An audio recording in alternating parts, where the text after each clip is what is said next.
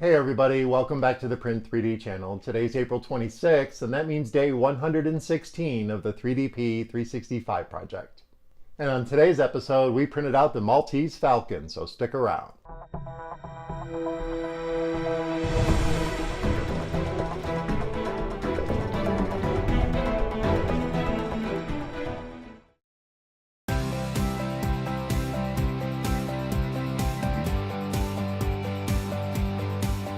Hey everybody, welcome back, and thank you for joining me here for day 116 of the 3DP 365 project. If you're unfamiliar with the project, check out the description below. I put a fact section down at the bottom that'll give you all the details. And don't forget to check out that MatterHackers affiliate link. If you're in the market for a new printer parts, or if you just need some filament, use that MatterHackers affiliate link down in the description.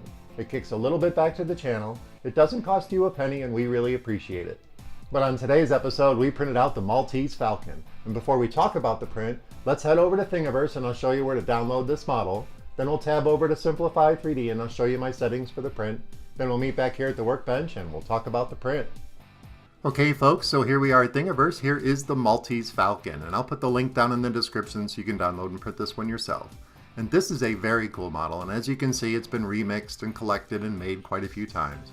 And it does require support, as the instructions say. So let's tab over to Simplify 3D and I'll show you my settings for the print. Alright, so here we are in Simplify 3D, and as you can see, I've added support, like the artist suggested, into the areas that I really thought it would need it, and mostly underneath his beak here, because this almost runs parallel to the print bed. And as you know, if you have something that's running parallel to the print bed, you definitely need support material. So let me show you my process settings. Under layer height, we did a 0.2mm layer height with 3 top and 3 bottom layers and 3 perimeters. We also ran a skirt at 10mm from the object at 5 outlines.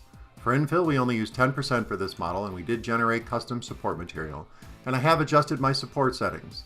My dense support layers, we are now at 3, and infill percentage under the dense is at 85.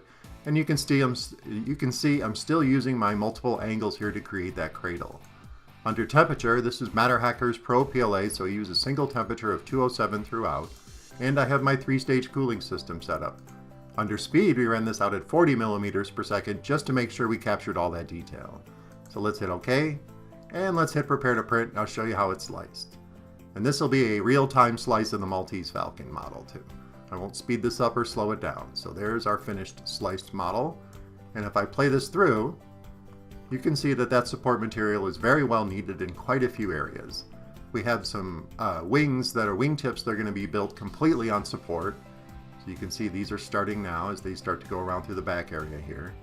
I can speed this up a little bit. So there's our wings being built completely on support. We have claws that are being built on support. Some more wingtip areas that are built on support.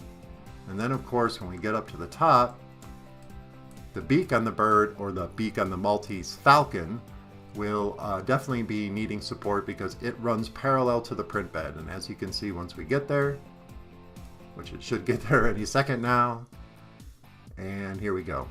And as you can see, that does require support because it's running parallel with the print bed. And our print turned out pretty awesome. So let's head over back to the workbench and let's talk about the print. Alright, so you saw my settings in Simplify 3D, and here is the finished Maltese Falcon. And I'll put some close-ups in at the end like I always do.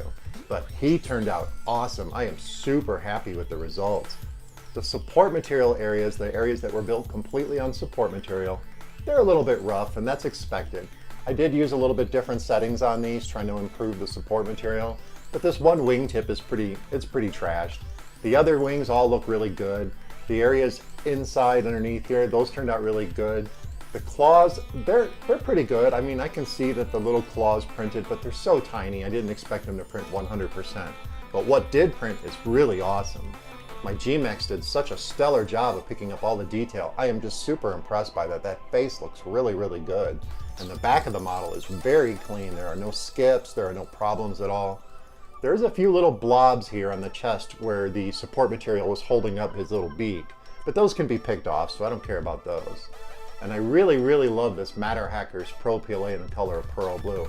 I just can't say enough about this filament. I know I keep showing you guys the close-ups and you'll see more of them at the end, but I just love the way this looks. This is such a cool filament. And of course, my gMax did a stellar job of picking up all the detail on this model. I am super impressed. Well, that about wraps it up for day 116 of the 3DP 365 project. I hope you guys found this episode interesting and informative. And of course, don't forget to subscribe to the channel, comment, like, and share those videos, and I'll see you tomorrow.